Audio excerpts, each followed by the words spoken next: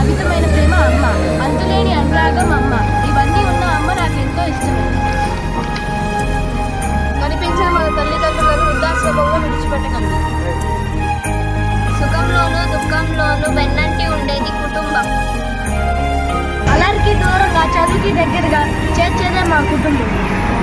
మన సంస్కృతి సాంప్రదాయాలకు నిలయమే మన కుటుంబం.